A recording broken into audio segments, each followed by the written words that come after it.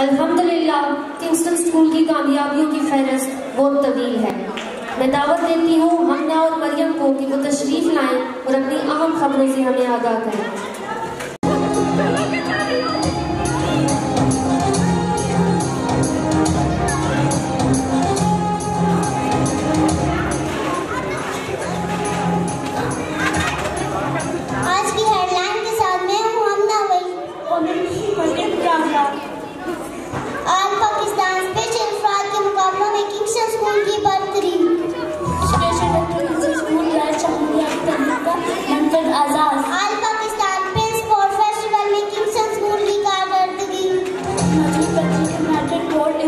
शानदार कारकर्दगी अहमदाबाद के खुसूसी बच्चों ने सतह समुंदर से 9,816 फुट बुलंद पहाड़ी चोटी मीराजानी सर कर ली।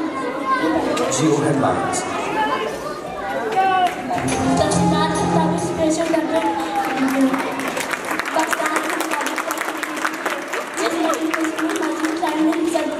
जिसकी तहत स्कूल हाल दावत अहमद जहान ने साइकिल में गोल्ड मेडल जीता। इसके अलावा रिजवान ने बास्केटबॉल में ग्रीन मेडल हासिल किया।